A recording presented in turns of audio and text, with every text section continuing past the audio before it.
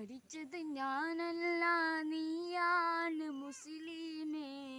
ഫാസിസ തടവറയിൽ അടിമയായി നിൽപ്പൂ നീ എന്ന് തീരും ഈ കണ്ണുനീരിൻ മോചനമേകുകില്ലേ.